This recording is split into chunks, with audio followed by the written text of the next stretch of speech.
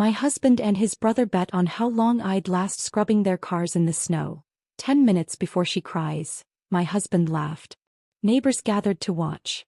I kept scrubbing, smiled, and made a mental note of every witness to their cruelty. The sound of Clark's laughter cut through the February air like a rusty blade.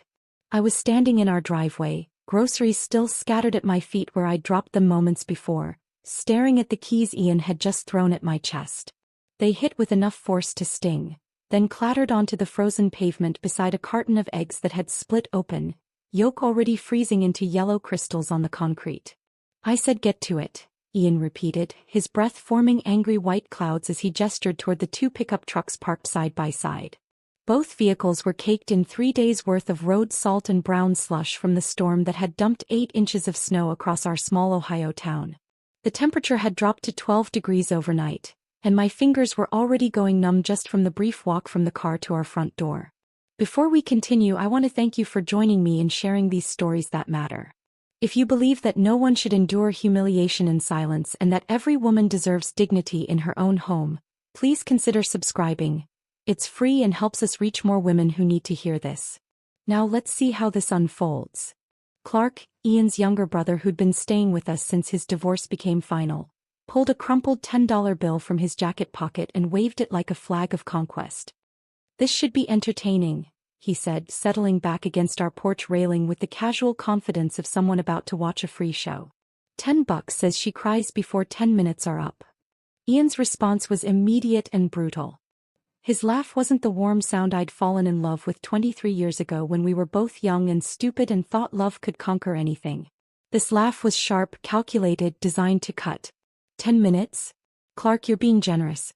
Look at her, already shivering, and she hasn't even started yet.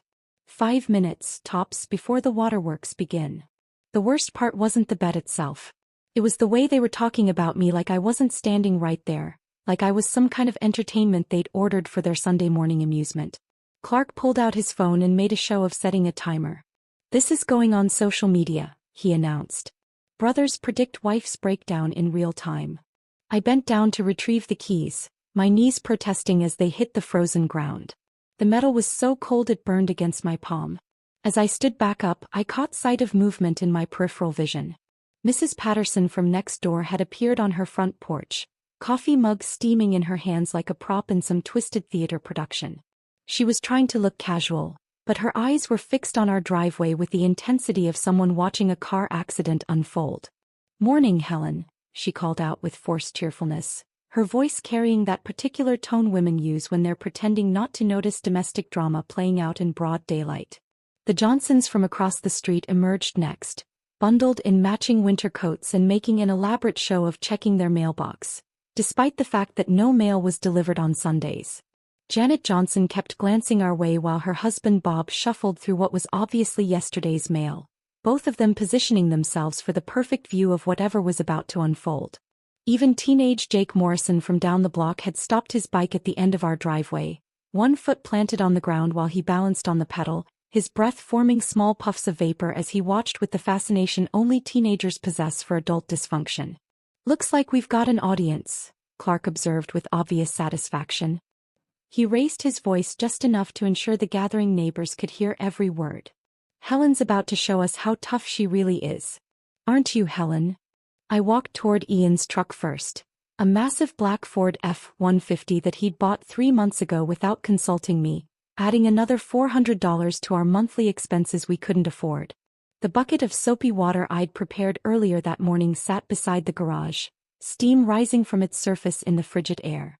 I dipped the sponge in and immediately felt the warmth leach out through my bare hands. "You forgot your gloves," Ian called out, his voice dripping with mock concern. "But I guess tough girls don't need gloves, right?" I could have gone inside to get gloves. I could have told them both to wash their own vehicles. I could have thrown the keys back at Ian's face and walked away. Instead, I knelt down on the frozen concrete beside the truck's front bumper and began scrubbing away the accumulated grime and salt. The cold hit me like a physical assault. The wet sponge seemed to absorb every bit of warmth from my hands within seconds, and the soapy water running down my arms felt like ice needles against my skin. But as the discomfort intensified, something strange began happening inside my head. The hurt and humiliation I'd expected to feel were there, but underneath them was something else entirely. A growing sense of clarity that felt almost detached from the physical misery of the moment. "Timer's running," Clark announced, holding up his phone so everyone could see the glowing numbers counting down. 8 minutes and 30 seconds left before she breaks. Mrs. Patterson shifted uncomfortably on her porch, and I caught her eye for just a moment.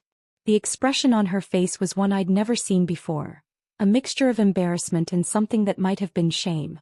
She looked away quickly, suddenly finding her coffee mug extremely interesting. I moved methodically around Ian's truck, scrubbing each panel with deliberate care.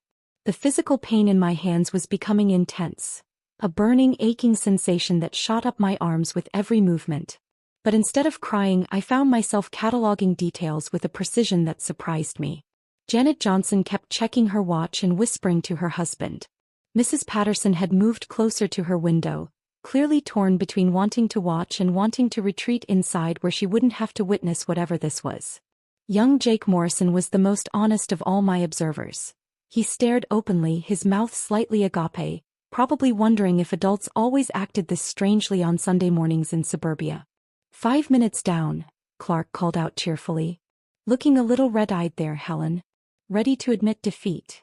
I wasn't red-eyed from tears. The cold wind was making my eyes water, but that was different. I paused in my scrubbing just long enough to look directly at him and smile. Not the forced, polite smile I'd been wearing for years, but something new.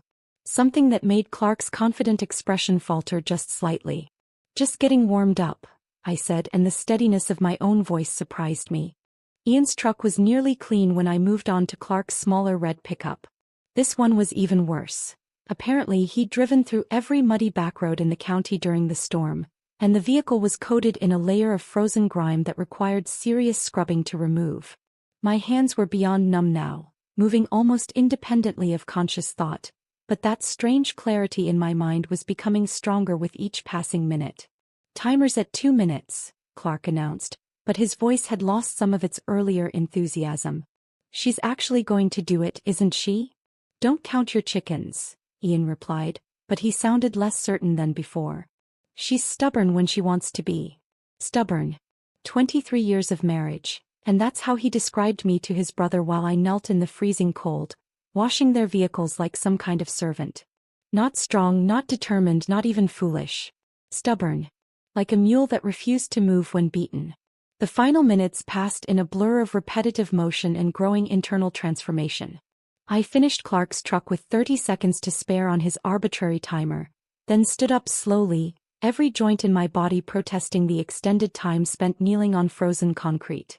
My hands were white and waxy looking, barely capable of gripping the dirty sponge.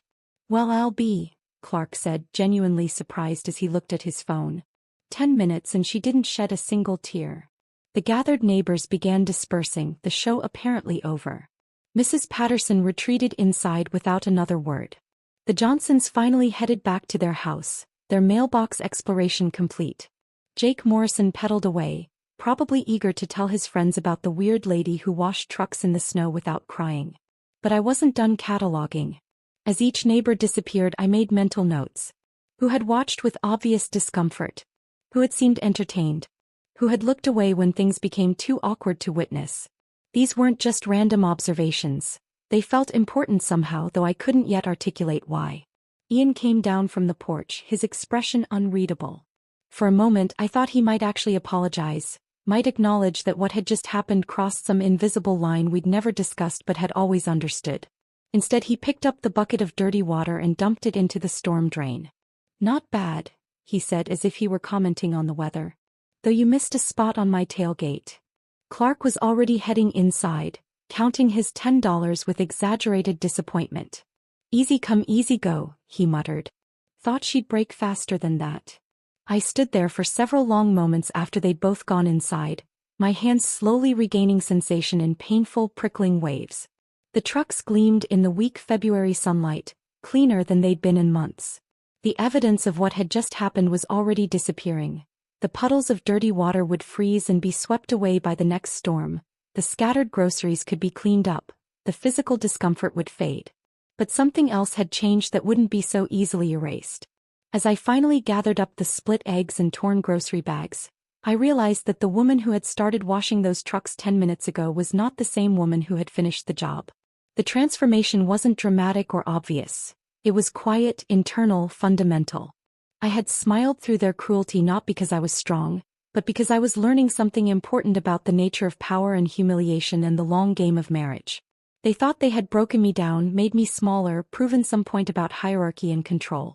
They had no idea what they had actually done. Walking toward the house, my hands still burning with returning circulation, I realized I wasn't thinking about forgiveness or confrontation or any of the usual responses to marital cruelty. I was thinking about consequences. About the difference between immediate reaction and long-term strategy.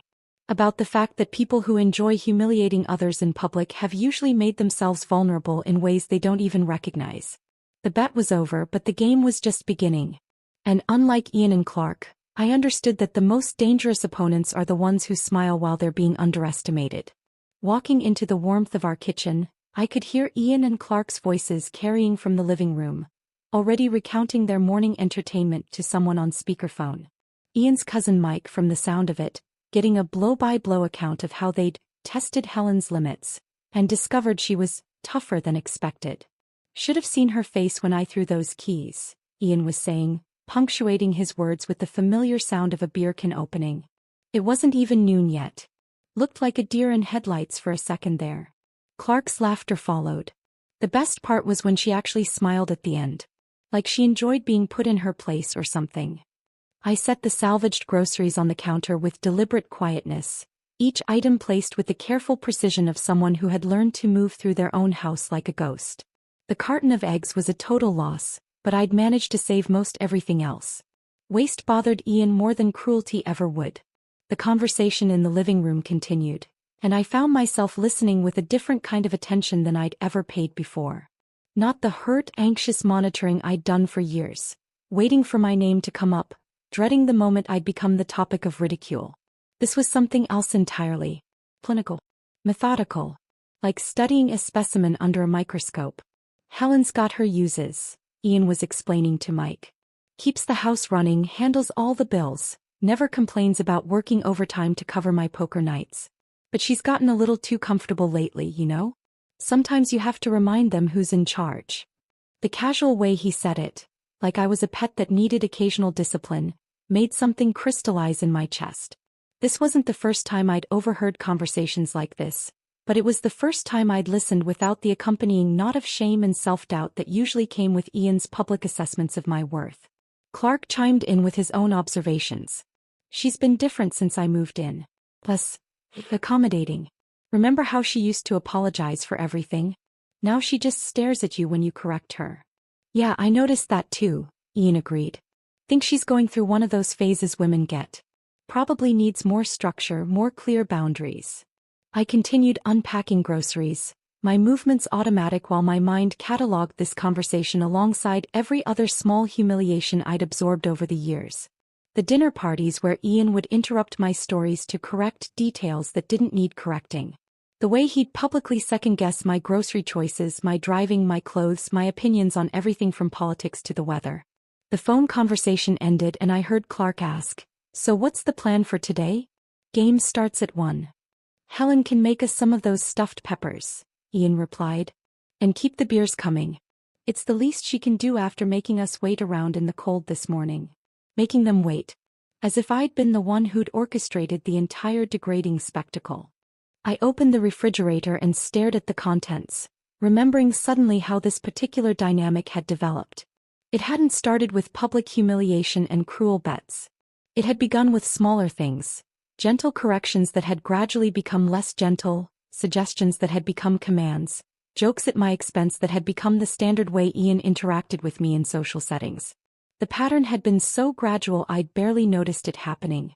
When we were dating, Ian had loved my independence, my quick wit, the way I could hold my own in any conversation. But somewhere along the way, maybe after the first few years of marriage, maybe after his promotion at the county office gave him a taste of authority he'd never had before, my independence had become something that needed to be managed rather than celebrated. The worst part was how I'd enabled it. Every time I'd chosen peace over confrontation, Every time I'd absorbed his criticism without pushing back, every time I'd laughed along with jokes that weren't actually funny, I'd been teaching him that this behavior was acceptable. More than acceptable, rewarded. But Ian hadn't created this dynamic alone. Clark's return to town 6 months ago had accelerated everything, turned what had been private dysfunction into public performance art. The brothers fed off each other's worst instincts, each one trying to prove something to the other about masculinity and control and the proper way to handle women who'd gotten too comfortable. I pulled out the ingredients for stuffed peppers, then paused. In the drawer beside the stove, underneath the usual collection of takeout menus and expired coupons, was a manila folder I'd been avoiding for weeks. Our financial records. The ones Ian had asked me to organize and file, claiming he was too busy to handle such mundane tasks. What he didn't know was that I'd been doing more than just filing. I'd been reading, studying, discovering things that painted a very different picture of our marriage than the one Ian presented to his friends and family. The truck titles, for instance. Both vehicles were registered in my name alone, something I'd never agreed to, never signed for, never even known about until I'd found the paperwork buried in a stack of other documents Ian had asked me to take care of. My signature was on the registration forms, but it wasn't my handwriting.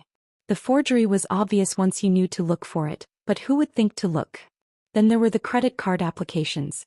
7 different cards, all opened in the last 2 years, all in my name, all with my forged signature. The debt was staggering, over $30,000 I'd never spent, never even known existed. Ian had been using my spotless credit rating as his personal piggy bank, funding his poker games, his bar tabs, his impulsive purchases. The loan applications were the worst discovery. A second mortgage on our house, a personal loan for $15,000, even a payday advance that was eating us alive with interest charges. All of it in my name, all of it forged, all of it making me legally responsible for debt I'd never incurred. Helen. Ian's voice called from the living room. Where are those beers? Coming, I called back, closing the financial folder and slipping it back into the drawer. But my hand lingered on the manila edge for just a moment longer than necessary. Evidence. That's what this was. Evidence of systematic financial abuse that could destroy Ian's life if it ever came to light. I carried 2 cold beers into the living room, where Ian and Clark had arranged themselves on the couch like kings holding court. The coffee table was already cluttered with their phones, Clark's wallet, a deck of cards, and the crumpled $10 bill from this morning's bet. Finally, Ian said, accepting his beer without looking at me. And we're going to need snacks.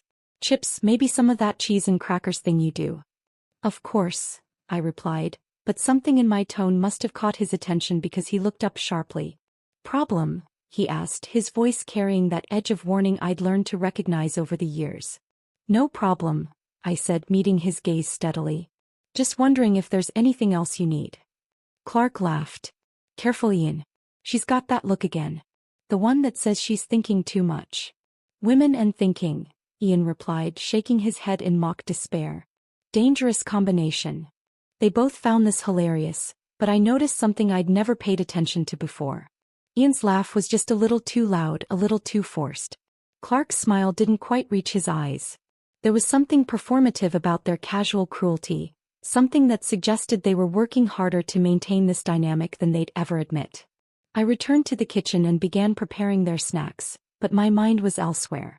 I was thinking about the difference between reactive and proactive approaches to problem solving. About the way Ian had trained me to focus on managing his moods rather than questioning his behavior.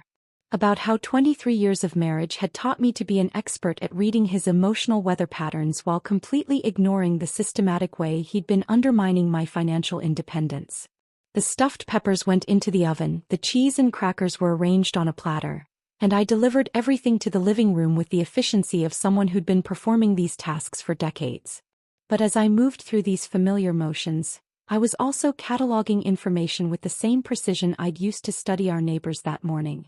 Ian's habits, his weaknesses, his assumptions about my compliance and ignorance, the way he'd made himself vulnerable by committing fraud in my name, by creating a paper trail that could destroy his reputation and his career if anyone ever bothered to investigate. Clark's dependencies, his reliance on Ian for housing, for money, for social connection. The way his own recent divorce had left him bitter and looking for targets to blame for his failures. The financial records hidden in my kitchen drawer. The neighbors who'd witnessed this morning's humiliation. The growing awareness that I'd been playing defense in a game where offense was not only possible but overdue. People like Ian don't respond to confrontation or tears, I realized. They respond to consequences. And after 23 years of marriage, I was uniquely positioned to deliver exactly the kind of consequences that would matter most. The game was about to change, and Ian had no idea how thoroughly he'd armed his opponent. The transformation didn't happen overnight. For 3 weeks after the truck washing incident, I continued my usual routines. Cooking, cleaning, managing finances, absorbing Ian and Clark's casual cruelty with the same resigned silence I'd perfected over the years. But underneath that familiar surface, something entirely different was taking shape. I began studying Clark with the methodical attention of a scientist observing a lab specimen. His patterns became predictable after just a few days of careful watching. Monday nights at Murphy's bar, usually home by midnight, stumbling and loud. Tuesday evenings nursing beers on our couch while complaining about his ex-wife's lawyer. Wednesday through Friday, a rotating schedule of local establishments where he'd drink away whatever money Ian had loaned him that week. But it was Thursday nights that offered the most interesting data.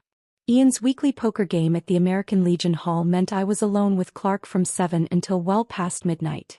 And Clark, freed from his brother's judgmental presence, drank with the dedicated focus of someone trying to erase specific memories. "You know what your problem is, Helen?" he'd said one particular Thursday, bourbon making his words thick and philosophical. He was sprawled across our leather couch, his jacket thrown carelessly over the armrest, keys glinting from the front pocket. "You think too much. Women who think too much make themselves miserable."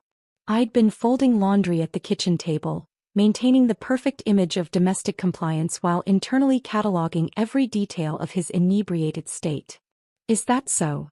I'd replied mildly. "Absolutely. Take my ex-wife.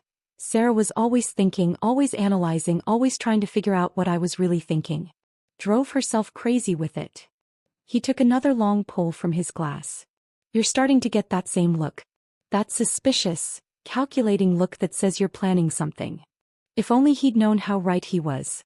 Clark's driving was legendarily reckless even when sober, but alcohol transformed him into something genuinely dangerous.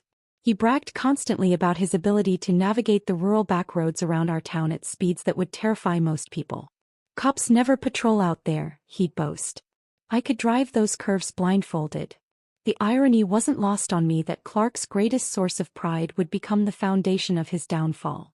The opportunity I'd been unconsciously waiting for arrived on a Thursday evening in March. Ian had left for his poker game with his usual collection of warnings about keeping Clark under control and making sure he didn't get into the good whiskey. Clark had responded by immediately heading for the good whiskey. By 9:30 he was unconscious on the couch, snoring with the deep rhythmic breathing of someone who wouldn't wake up if the house caught fire. His keys had slipped from his jacket pocket and lay on the floor beside a glass that still held 2 fingers of Ian's expensive bourbon. I stood in the doorway for several minutes, watching the steady rise and fall of his chest, listening to the reliable pattern of his breathing. The garage was empty. Ian had taken his truck to poker night, claiming Clark's vehicle rode like a covered wagon and wasn't suitable for a man of his status. 3 hours. That's how long Ian's poker games typically lasted, sometimes longer if he was winning. 3 hours of uninterrupted access to Clark's truck, with Clark himself providing the perfect alibi by being unconscious in our living room. I'd never sabotaged a vehicle before, but 23 years of marriage to a man who considered himself mechanically gifted had taught me more about automotive maintenance than I'd ever wanted to know. Ian's Saturday afternoons were always spent tinkering under the hood of one vehicle or another, usually with a beer in one hand and a wrench in the other, explaining every procedure to me whether I'd asked or not. The brake system was simpler than I'd expected. Not the dramatic movie-style cutting of brake lines that would result in immediate catastrophic failure, but something far more subtle and infinitely more plausible. A few loosened connections here, some fluid drained there, just enough to create delayed response time at high speeds, especially on the kind of winding back roads Clark loved to race down after a night of drinking. Working in the dim light of the garage, wearing Ian's old work gloves to avoid leaving fingerprints, I made the kind of careful adjustments that would pass casual inspection but fail under the stress of aggressive driving. Nothing that would harm Clark seriously.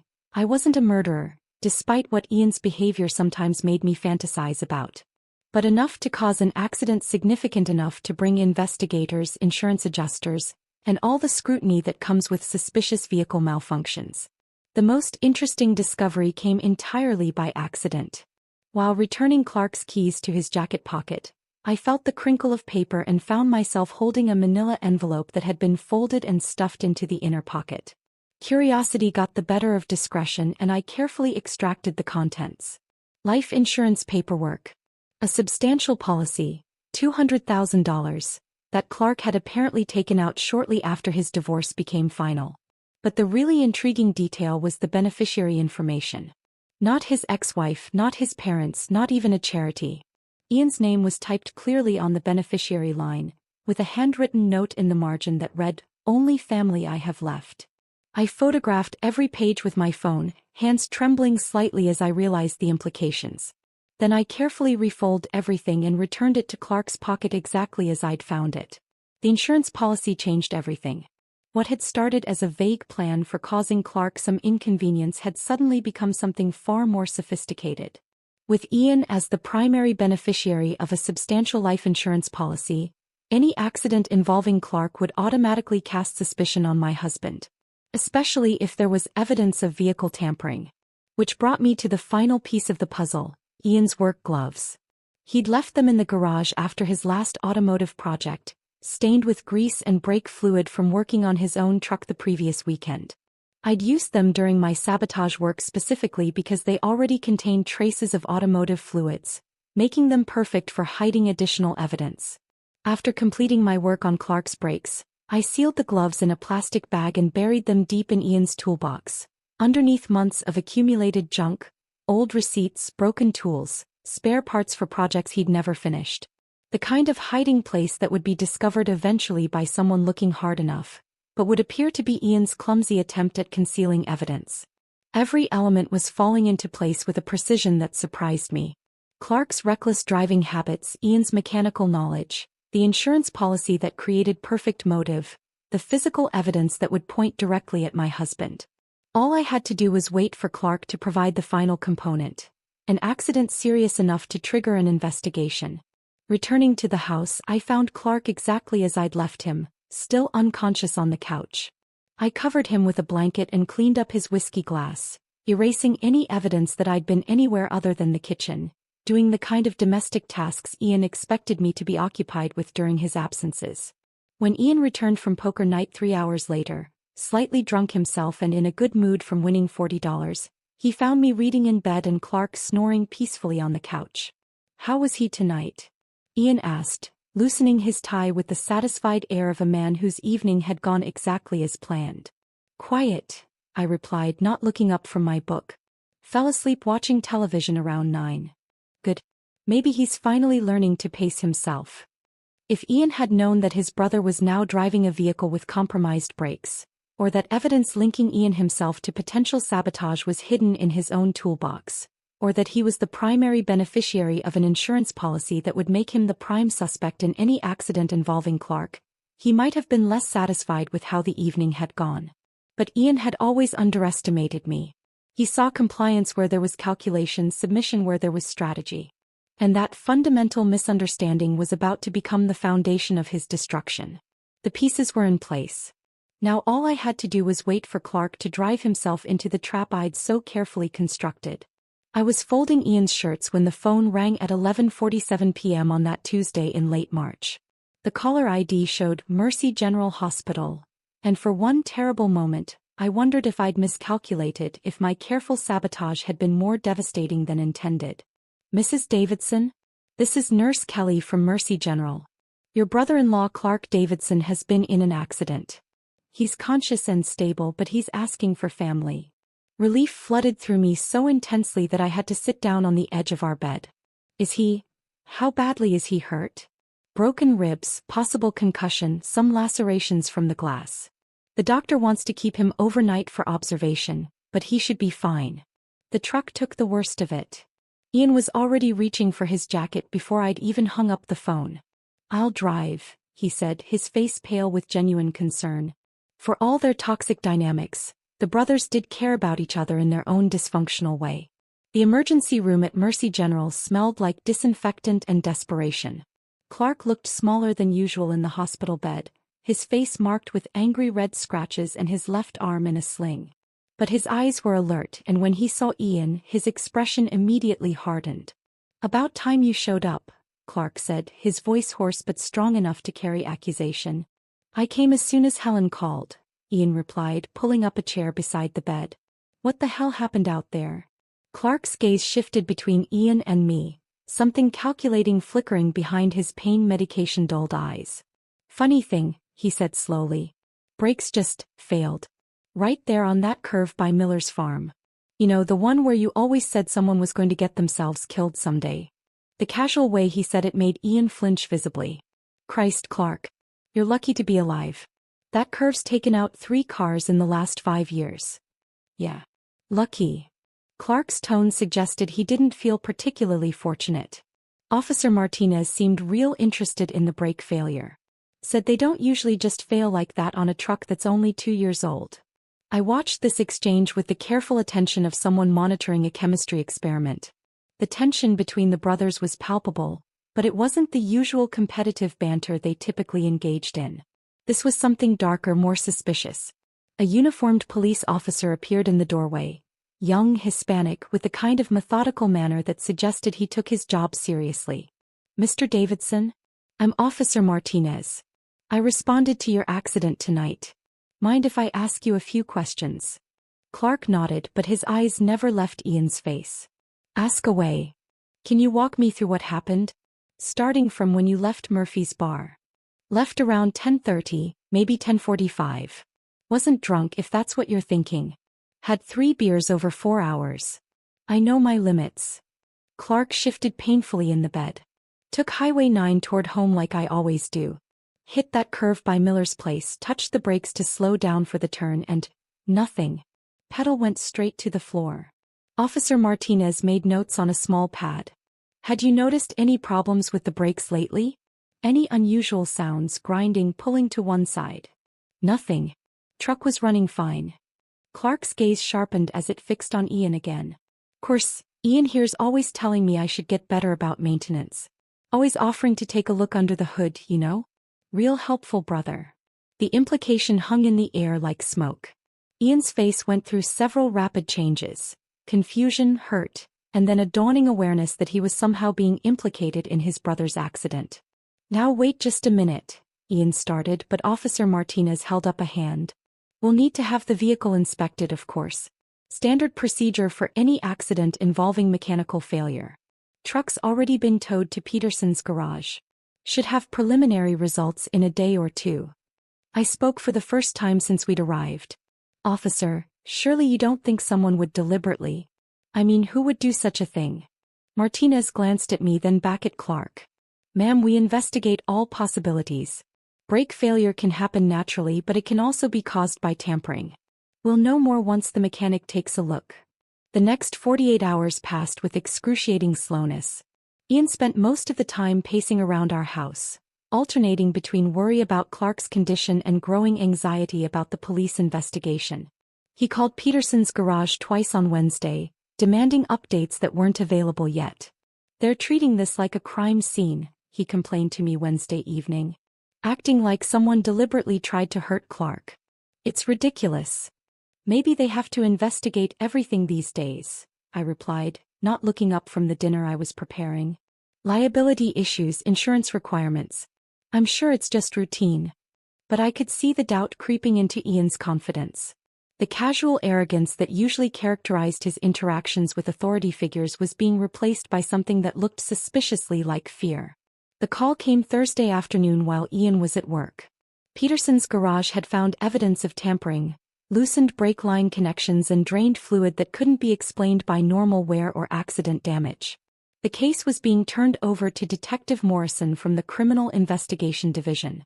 I relayed this information to Ian when he came home, watching carefully as the color drained from his face.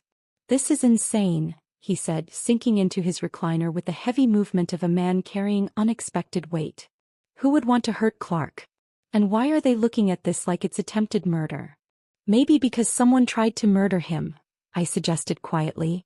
Ian's head snapped up. You can't be serious. Clark doesn't have enemies. Hell, nobody even takes him seriously enough to hate him properly. But I could see him thinking, processing, starting to understand that this investigation was going to dig into every aspect of Clark's life. And by extension his own. The poker games, the money he'd been lending Clark, the constant complaints about his brother's financial dependence.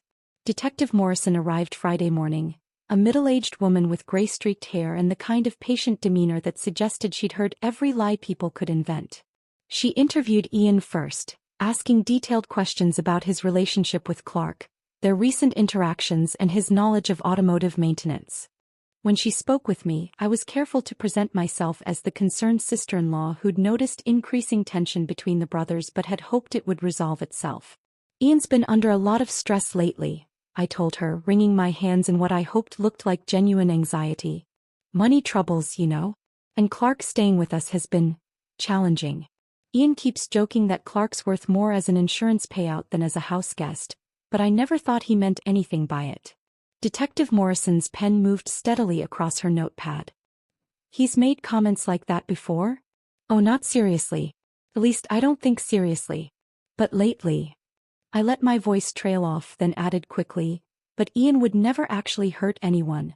He's not that kind of person. The doubt in my voice was perfect.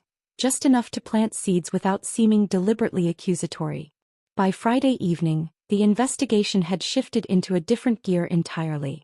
Detective Morrison had obtained a search warrant for our garage, and Ian watched in growing horror as they methodically went through his tools, his workbench, every piece of automotive equipment he owned.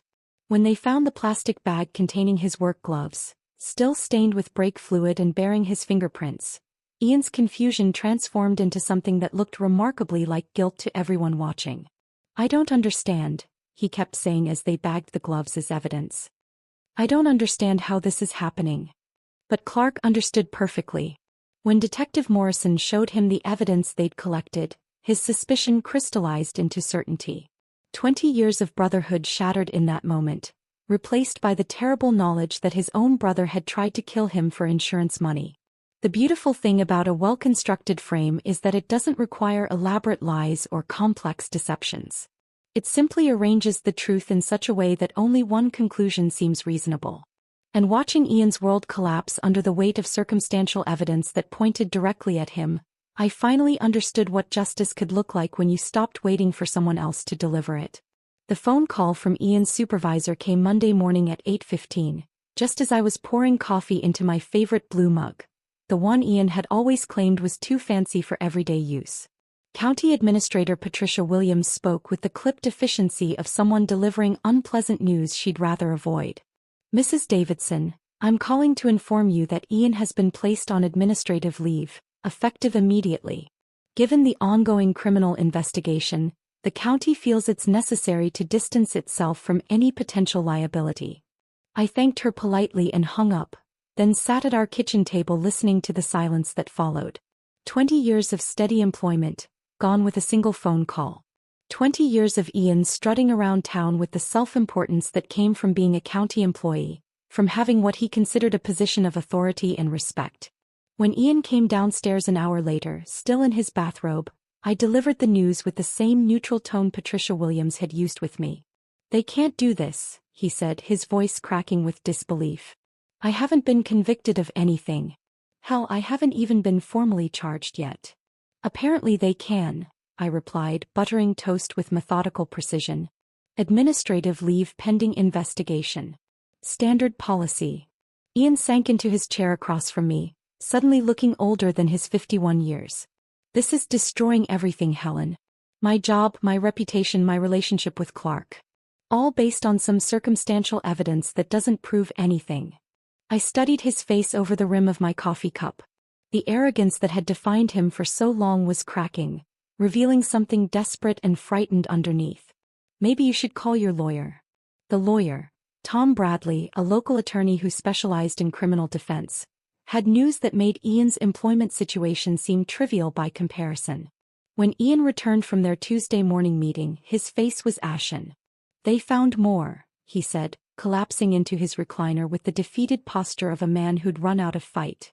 Bradley went through our financial records as part of building my defense. Found all those forged signatures, the hidden debt, the credit cards and loans I took out in your name. I continued folding laundry, each movement deliberate and calm. What does that mean for your case?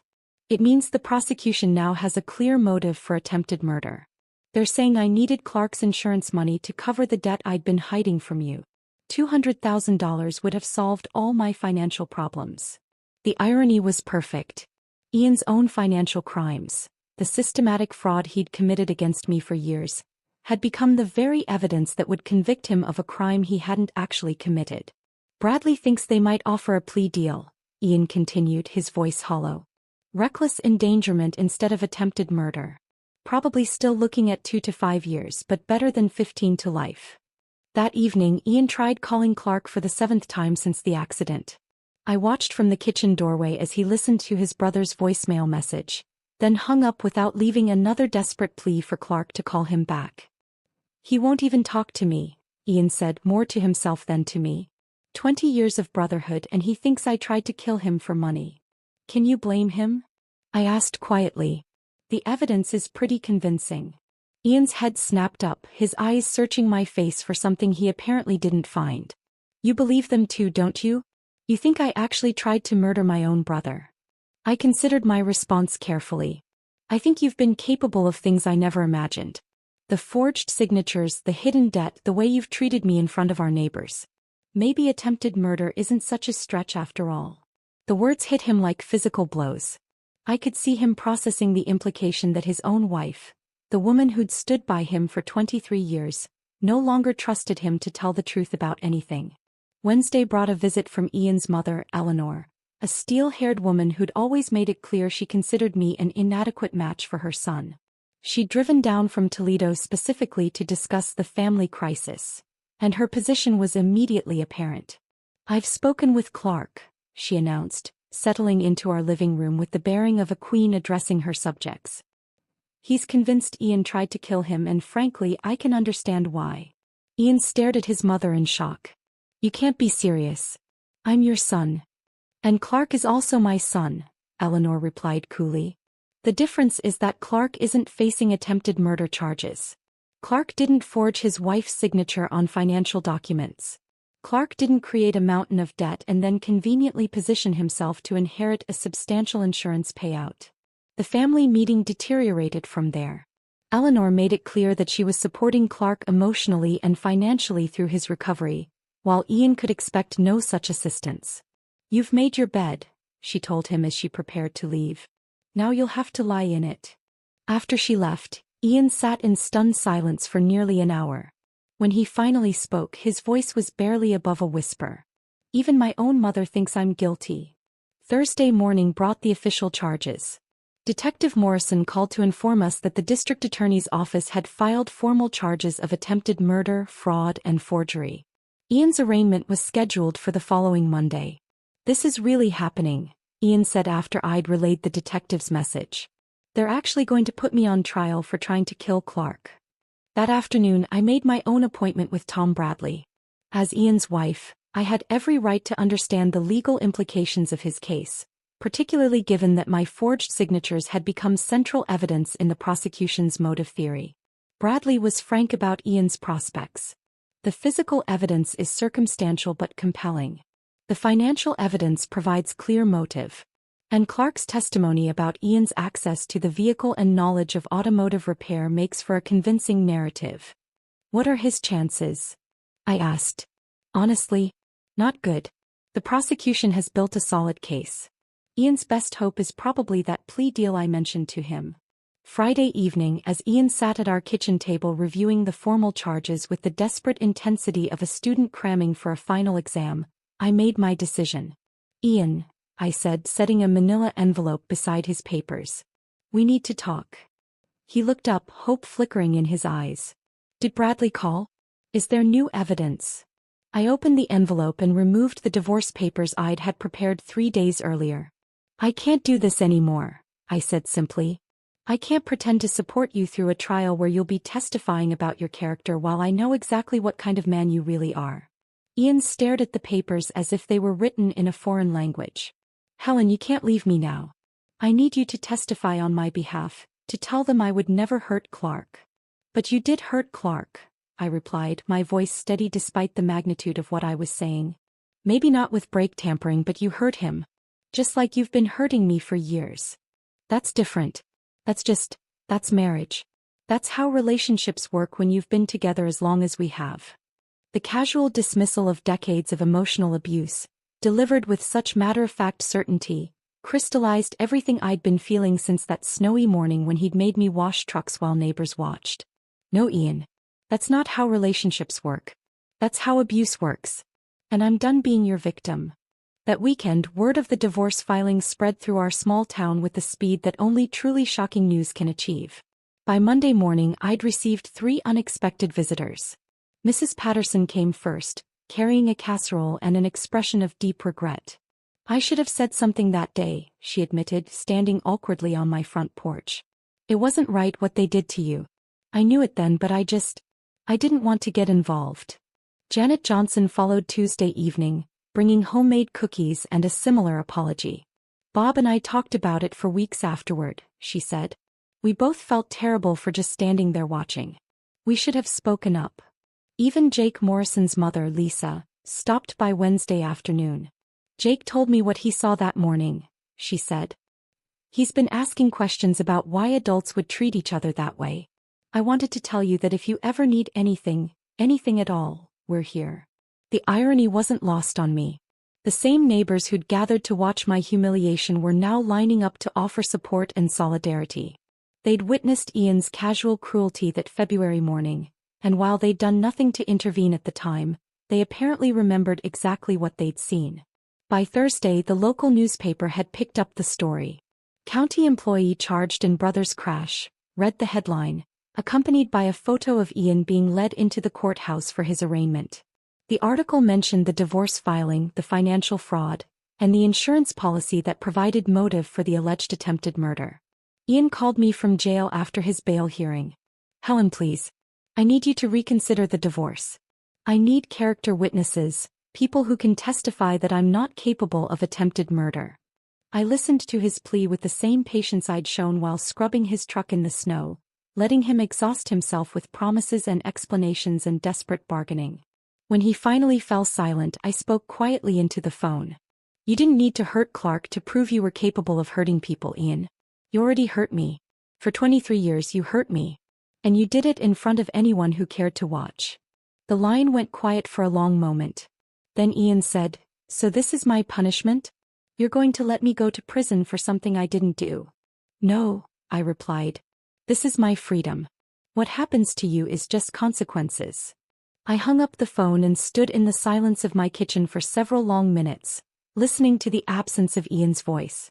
Outside my new apartment window, autumn leaves drifted past in lazy spirals, marking the passage of time since that snowy February morning when everything had changed.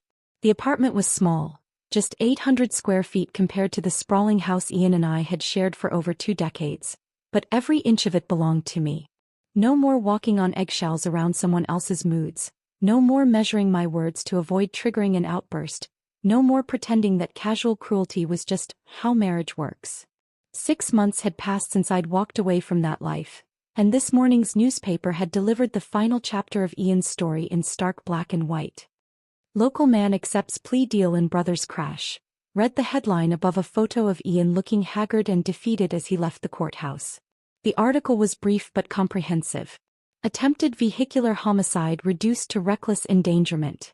2 years probation, 400 hours of community service, and a criminal record that would follow him for the rest of his life. The financial fraud charges had been folded into the plea agreement. Restitution paid, case closed, marriage dissolved. I folded the newspaper carefully and set it aside, then walked to my kitchen window. The view wasn't spectacular, just a parking lot and the back of the hardware store. But it was mine to enjoy without commentary, criticism, or cruel jokes about my choice of window treatments. The doorbell rang, interrupting my quiet reflection. Through the peephole I could see Clark standing in the hallway, shifting his weight nervously from foot to foot. I hadn't spoken to him since that night in the hospital, Hadn't seen him since the divorce proceedings where he testified about Ian's financial desperation and history of automotive tinkering. "Helen," he said when I opened the door, his voice carrying a mixture of exhaustion and something that might have been respect. "I saw the news about the plea deal. Thought maybe we should talk." I stepped aside to let him enter, noting how he favored his left side, a lingering reminder of his encounter with the drainage ditch on Highway 9. His face had healed cleanly, but there were new lines around his eyes that hadn't been there before the accident. "Coffee?" I offered, already moving toward the kitchen. "Yeah, thanks." Clark settled into one of my new chairs. Simple, comfortable furniture I'd chosen without having to consider anyone else's preferences. "Nice place you've got here." "It suits me." I poured 2 cups and joined him at my small dining table. "How are you feeling? Physically, I mean." "Better. Physical therapy helped with the ribs. Sleeping better now that." He gestured vaguely, encompassing everything that had happened between us. "Now that I know the truth." We sat in comfortable silence for a moment, 2 people who'd been drawn into Ian's destructive orbit finally free to assess the damage from a safe distance. "I owe you an apology," Clark said eventually. "For my part in everything. The way Ian and I treated you, especially that morning with the trucks. I knew it was wrong when it was happening, but I went along with it anyway." "You were following Ian's lead," I replied, surprised by how little anger I felt toward Clark now. "He was good at making people complicit in his cruelty. Still doesn't excuse it." Clark stared into his coffee cup. "I keep thinking about that morning, about the way you smiled while you were scrubbing those trucks. At the time I thought it meant you were okay with what was happening. But looking back, I was planning," I said simply. Even then, before I knew exactly what I was going to do, some part of me was already planning. Clark's head came up sharply. "Planning what?" I met his gaze steadily. "My escape. My freedom. My revenge, if you want to call it that." "The brake tampering," Clark said quietly. "That was you." It wasn't a question, and I didn't treat it like one. Ian created the motive, the means, and the opportunity. I just arranged things so the evidence pointed in the right direction. Clark leaned back in his chair, processing this confession. "You could have killed me." "No, I couldn't have. I'm not a murderer, Clark. I calculated exactly how much damage would be done, what kind of accident would result. Enough to bring investigators, not enough to seriously harm you. But you let Ian take the blame for something he didn't do." "Ian took the blame for something he was capable of doing," I corrected. "The financial fraud was real. The pattern of abuse was real. The fact that he'd positioned himself to benefit from your death was real. I just helped justice find its way to the right conclusion." Clark was quiet for a long time, working through the implications of what I'd told him. Finally, he asked, "Why are you telling me this now?" "Because it's over. Ian can't hurt either of us anymore, and you deserve to know the truth." I paused, considering my next words carefully. "And because I needed someone to understand that the woman who smiled while washing trucks in the snow wasn't weak or broken. She was dangerous." A slow smile spread across Clark's face. "You know what? Good for you. Ian had it coming, and we both know it. You're not going to turn me in? For what?" "Ian pled guilty to reckless endangerment. Case closed. Besides," Clark's smile widened, "I'm not exactly the victim here, am I? You saved my life by getting me away from Ian before he really did try to kill me." After Clark left, I walked through my apartment with new eyes. Every piece of furniture, every decoration, every decision about how to arrange my space. All of it chosen freely without consultation or compromise.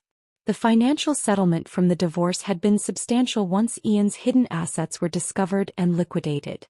Both trucks, legally registered in my name despite Ian's forgery, had sold for enough to pay off his fraudulent debts with money left over. The irony of Clark's insurance settlement helping fund my new beginning wasn't lost on me. $25,000. Clark's decision to settle with the insurance company rather than pursue a lawsuit had covered my moving expenses and the deposit on this apartment. That afternoon, I drove through my old neighborhood, past the house where Ian and I had played out the final act of our marriage that snowy February morning. A for sale sign stood in the front yard, and I felt a strange sense of closure seeing it. Ian had been forced to sell when he couldn't make the mortgage payments without his county salary. Mrs. Patterson was working in her garden when I pulled up to the curb. She looked up, recognized me, and walked over with the careful courtesy of someone who'd learned important lessons about minding her own business. "Helen, how are you? You look wonderful." I did look wonderful, I realized. Better than I had in years. "I'm doing very well, thank you. How's the neighborhood?" "Quieter," Mrs. Patterson said diplomatically. "The new family that bought the Johnsons' place is lovely. Young couple with twin boys. Very polite." We talked for a few more minutes about inconsequential things. The weather, changes in the neighborhood, her grandson's upcoming graduation. But underneath the pleasant small talk was an acknowledgement of everything that had happened, everything we'd both witnessed and learned from. As I drove away, I caught sight of Jake Morrison, no longer a teenager but a young man now, washing his car in his parents' driveway. He looked up as I passed, raised his hand in a brief wave, and I wondered what lessons he'd carried from that February morning when he'd watched two grown men humiliate a woman for their entertainment. That evening, I sat on my small balcony with a glass of wine, watching the sun set over a town that had reshaped itself around Ian's scandal. He'd become the cautionary tale parents told their children, the example wives cited when their husbands pushed too far, the proof that consequences could find anyone anywhere, if the right person decided to deliver them. I wasn't angry anymore. That revelation had come gradually over the past 6 months, the rage and resentment slowly dissolving as I built a life that belonged entirely to me. Ian had tried to make me small, insignificant, disposable. Instead, he'd created someone capable of patience, planning, and perfectly executed revenge. The woman who'd smiled while scrubbing trucks in the snow had been planning her escape the whole time, even if she hadn't known it yet. And now, sitting in the quiet sanctuary of her new life, she could finally appreciate the elegant symmetry of it all. People forget words, but they never forget how you made them feel. Ian had made me feel powerless for 23 years. Now he understood exactly what powerlessness felt like, and he'd have 2 years of probation to think about how he'd earned it. The neighbors who'd witnessed my humiliation that February morning had become witnesses to something else entirely, proof that sometimes the quiet ones are the most dangerous of all. If this story of calculated revenge had you holding your breath, hit that like button right now. My favorite part was when Helen calmly handed Ian those divorce papers while he begged for her support. What was your favorite moment? Drop it in the comments below. Don't miss more jaw-dropping stories like this. Subscribe and hit that notification bell so you never miss an upload.